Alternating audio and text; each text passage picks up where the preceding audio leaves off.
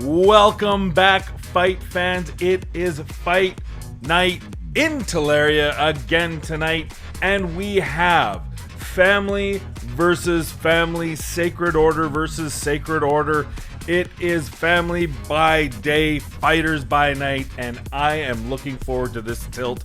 I don't know about you guys, but I don't know if I can contain myself here. We have two fighters in the epic division.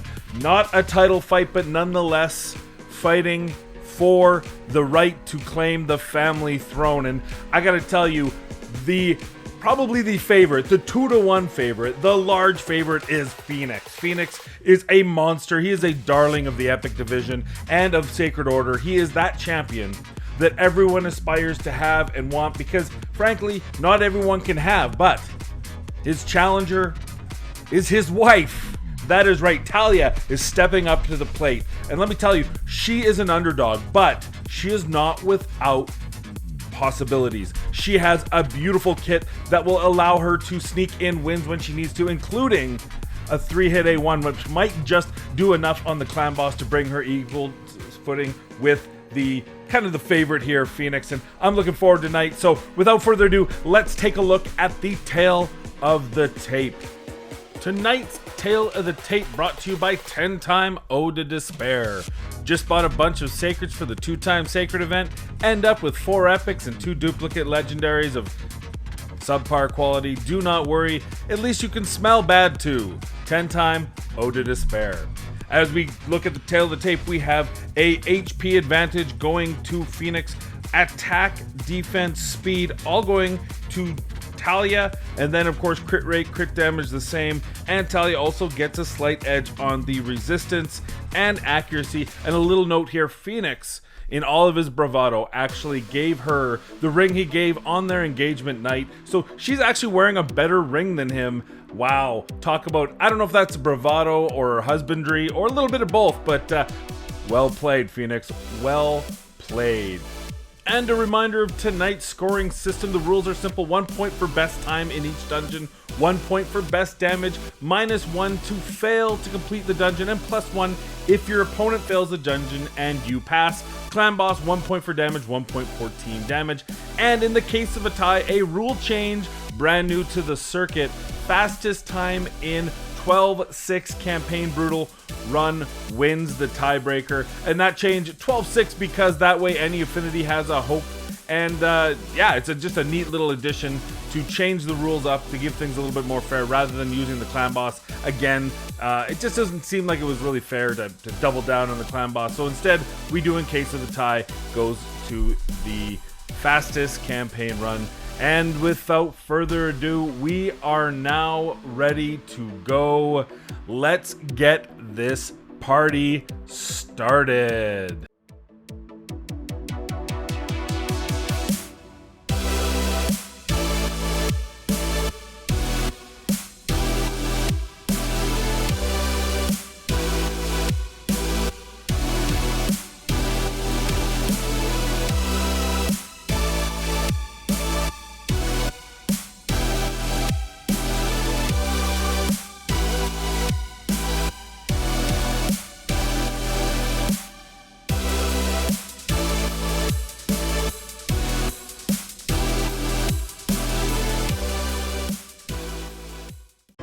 And we begin. It is the Ice Golem, Fenax starting first. He has won the toss to go first, and let's just see how this goes. As always, we bring in the same 4 champions. This is not to see whether or not these champions can make the run. We know they can make the run. This is to see what they are against the reference team. The reference team being Ethos. Ethos is the attack champion we bring into this position. If we were doing 2 support champions, we would replace the support and so on and so forth. But in this case, of course, Fenax and Tallia are both champions of attack nature, so they're replacing Ethos and seeing what kind of run they can do. Typically an Ethos run is under 1 minute, can get up to 1:20, those sort of things, but generally speaking, that is the time that they're going for. So Fenax should have the advantage here. I gotta tell you, Fenax has a block revive, so if he does this smartly, he can really cut down time. Ooh, there was the block revive right there. If his A2 and his A3 are up, he will use them, but that A1 hits so hard card. It's an opportunity to take down those side bosses. Keep in mind, Rotos will at some point during this battle have that same opportunity. There's the first one down. He did not block revive. That is a big miss in my estimation. This might open the door for Tallia to have some hope here. Without block revive, Tallia stands a chance. With block revive, Fenax is going to be an easy win, but he didn't use it on the first try. Let's see if he goes on the second round. There he's working on the right side. There's the perfect defense down weaken. There goes Arbiter. Boom, big hit. Look at that, Ethos even helping him out. Oh, and he uses his A3. He does not block revive again. That is a big opportunity missed on that right side. Is that gonna cost him this match, as we are now closing in on 2-minute run here? What's gonna happen? Every other champion is doing their job. Arbiter keeping them alive and boosting their speeds. Man, even Rotos left that one open. Oh, there's another down, this time with his A2. Fenax is not getting a good rotation. Oh, and there, Rotos didn't have a choice. He had to go for the ad and knock it down rather than go for the boss. There's the big boss slam, of course, thanks to the big boss Chamfort. Not a big hit against. And we go here. Here's the HP burn. That's a nice one. Oh, there we go. Defense down. There he goes. There's a block revive. That's what he needed. That is what he needed. It might be a little late in the round. Earlier on would have been much better. And there, oh, and then Rotos with a block revive. They're both down. The ads are gone. They're not up. That's going to help his times considerably, I think, here. And now it's just a matter of down in the boss, and away they go. Still, that time is not crazy. I think Fenax really missed out on those first 2 rounds, knocking down those ads. Really had an opportunity. And there we go, 238 and a 2.123 million damage. Let's see what Tallia can do. Here she comes in, the redheaded sprite. She's one of the old guard, and a lot of people don't think of her, but she hits hard and is not to be trifled with. She has a unique kit she can add to her crit rate. She can add a counter attack, and that's really going to help. Wait for the clan boss. I'm very curious to see what happens. She also adds a weaken, which is a nice little added bonus for her. Let's see how they make it through these rounds. I think she's having a better run on the second round. That could be another deciding factor. She has to beat 238. Not a huge time. Our starting champions in the last fight were 210 and 149, so these guys are moving a little bit slower than that. Shouldn't be a huge deal, right? They're against each other here.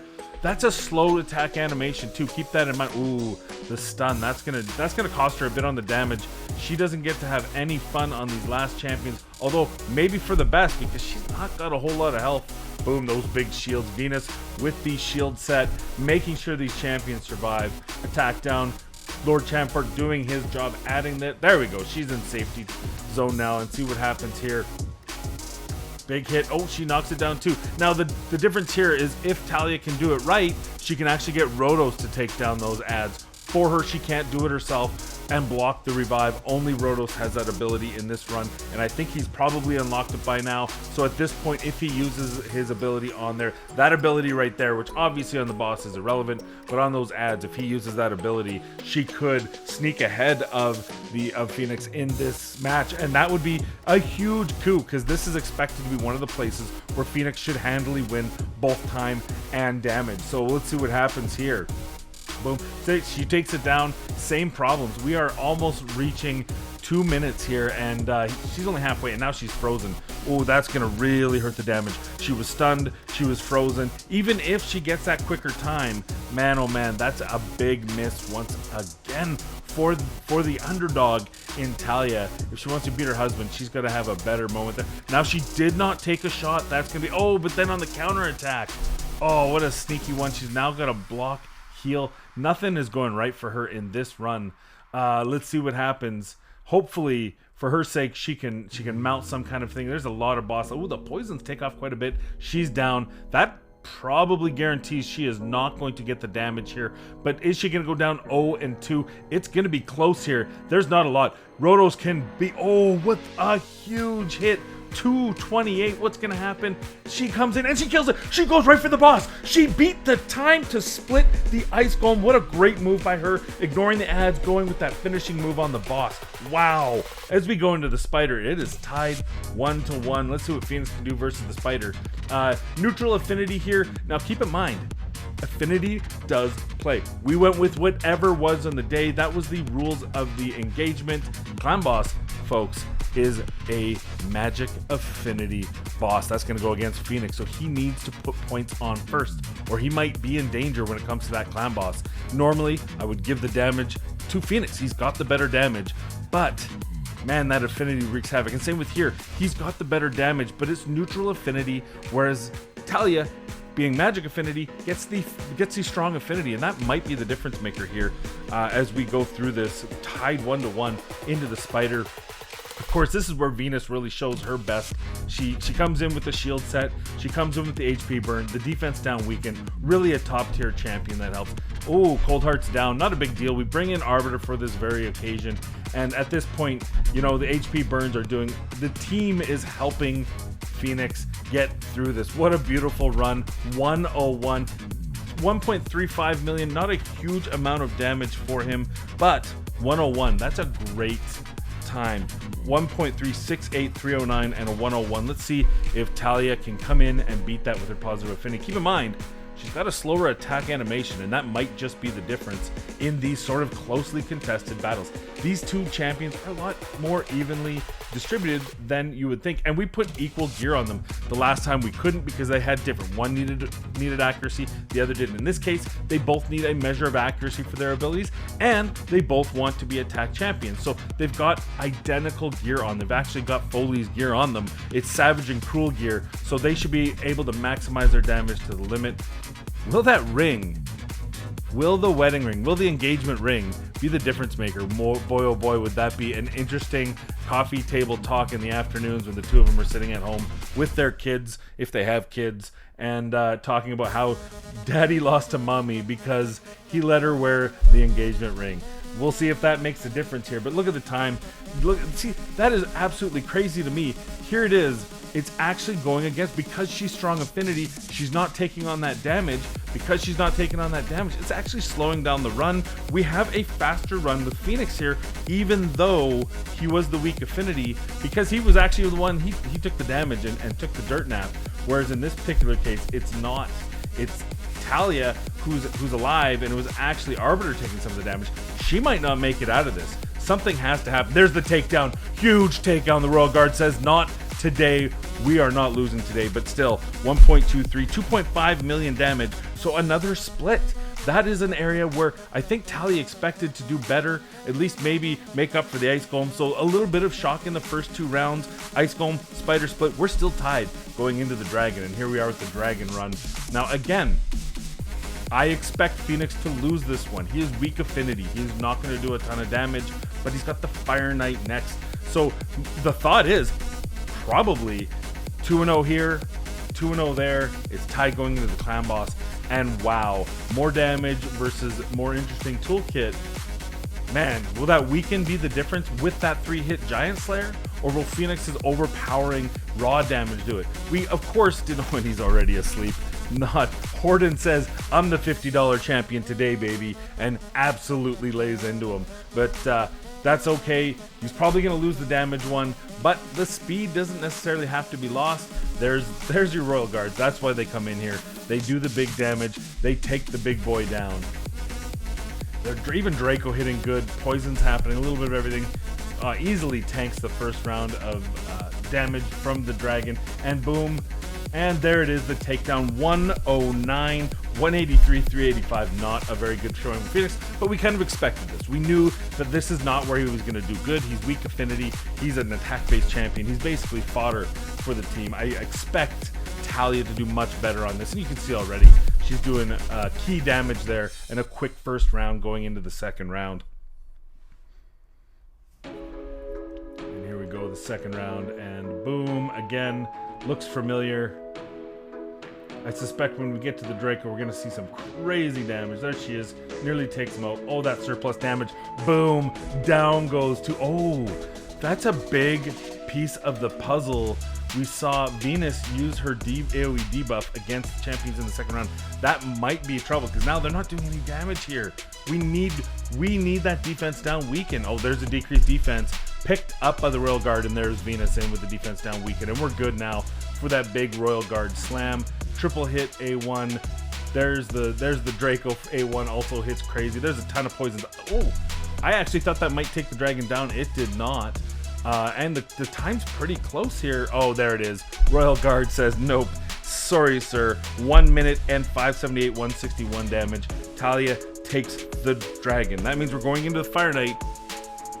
If Tallia can pull some kind of upset on this, now she's the weak affinity, and we have the strong affinity for Fenax. If she can somehow make some kind of fast run, maybe the Cold Heart gets a crazy crit or something, then she might be able to take this. But by all accounts, we're expecting Fenax is going to win this one handily in both damage and in the time. And I got to tell you, I did not expect it to come down to the clan boss, and I'm a little bit worried for Fenax. A guy who came in as the odds-on favorite for this because of his raw damage output is now in danger, and it's because the clan boss is magic today. It's the luck of the draw. It could have just as easily been force. It could have just as easily been spirit. We do not decide on the day of the fight ahead of time. We do not know until that day what the clan boss is going to be, and that's how we roll here. Everyone agrees to it, and unfortunately, that might cost Fenax the win here. Although, I mean, it is kind of a nice event. By the way, both champions are giving their proceeds to the Tallia Homeless Children's Fund. So it is a charity event for them. They're not taking this too seriously, but it's a little bit of bragging rights. And you got to think around the dinner table, one might have something to say over the other, especially if Tallia can pull this off. And look, into the Fire Knight, we're looking pretty good here. They're doing exactly what needs to happen in this first run. Fenax is just helping do damage. And I mean, honestly, this is where he's there for the waves. This is just the added bonus icing on the cake. I don't see anything. Nothing happened to trip them up. Maybe if they weren't able to get the turn order right to open up the shield, there might have been some issue. But now it's all over, and I don't suspect that this is going to be under 2 minutes easily. Yeah, 139. That's a decent run in of its best. I mean, the best time's 52 seconds on this team. So 947, 249 damage. And I suspect that Tallia is not going to have as much luck. Now, keep in mind, she does have a 3-8-1. So she's not completely useless in this. She does put down a weakened debuff, which is going to help on those rounds that maybe a resisted debuff or something to that effect from Venus and Draco. But at the end of the day, we fully expect that, yeah, she can open up that shield better, but she's not going to do the same damage in the waves. She's not going to do the same damage against the boss. So, yeah, I suspect that this is going to go down as we expect it to. If she makes 2 minutes, I would be very impressed. It is very difficult. This is one of the most difficult weak affinity bosses out there. I think Spider's probably the worst, although there's a strategy that involves a weak affinity tank. So you don't have a weak affinity tank in the Fire Knight. You just want multi-hit A1s and preferably neutral or strong affinity if you can. So this is a very unforgiving challenge for weak affinity. But let's see what happens here. Oh, see, she did not use her A1 there, and that, this could cost her. If this doesn't open, oof, there we go. Okay, there it is. Oh, we are not out of it just yet. It's creeping up there. What's going to happen? Oh, there it is. Lysandra picks it up, and we are off to the races. Yeah, I don't expect that this is going to go down quicker, but both ones are going to put a good run there. What we could have seen is a reversal of fortune. If she did not get that open, they could have died and the run could have failed, which of course is a 2-point swing. So good to see that she's getting that open. She's going to finish. It's not going to be quicker. She could get more damage. One of the things about longer runs is it means more hits. So if she doesn't get too many weak hits, she could out damage him and go into the clan boss with the lead. Could you imagine that? Holy. I did not expect it to go to this point. But you know what? Tallia's showing us why she was an early favorite in this game. Back a year ago, everybody wanted her. She was great in all areas of the game. Keep in mind that we don't do an arena because we can't control the opponent, but Fenax is one of the best arena champions for epics out there. Tallia, there she goes. It's a tie game going into the clan boss. Yeah, as I was saying, in the arena, Fenax and Tallia, both great champions, but obviously Fenax with that amazing damage and that block revive is the better arena champion, but that's not something we measure here. We can't control the opponent. So here it is. Now this is an unkillable comp. That 5th is a Draco position normally, so we normally get poisoned and defense down weakened. In this case, they're left to their own devices. Are they able to put stuff down? If they have their own debuffs naturally, then they get a chance to put them down. Here we are. Fast forwarding, oh my, this is close. This is a 2-key Ultra Nightmare number right here. There it is. We're jumping into turn 50. They're down 35.466, and he did 7096569. That's a great number. And can Tallia beat that? We are down to the final. This is it. They are tied going into here. She has the affinity advantage. He has the damage advantage. What's going to happen? If this were any other affinity, I think Fenax would win. But it's not. We work with what we're dealt with, and here she is. It is close. It is close. Is she gonna beat it? 35.46. She's, oh my god, it is so close. It is down to the wire. What's gonna happen here? 35.151, 35.2. This is crazy. It's coming down to mere hundreds of 1,000, and her own hits. Oh my gosh, it's 35.57. They have passed it. She has won. 35.66 by 200,000, and she got the damage. Tallia has won the event. The War of the Families is over. Tallia is the winner. Oh my, I can't even believe what we just saw. It came down to the final hits. It came down to the final 200,000 damage. And what else do I have to say?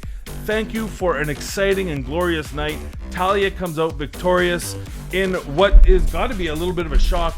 Man, Fenax, the luck of the draw on the clan boss. But honestly, in those first two events, the ice golem, he really had an opportunity to put things away, and he didn't. And that left the door open for a tie. In the spider, Tallia did the same. She, probably being the stronger affinity, had an opportunity. She didn't put it away. It came down to the clan boss. They both did what they were supposed to in Fire Knight and Dragon. And at the end of the day, Giant Slayer on that 3-hit A1 versus the 2-hit A1 for Fenax with War Master was the difference. And it came down to 200,000 hits damage, and Tallia with the win. Wow. Excellent. Well, I want to thank you all for joining us today on Fight Night. I hope to see you in the next Fight Night. I hope you enjoyed it and were thoroughly amused. Until the next time, I am signing off for Tallia Fight Night. Have a good night.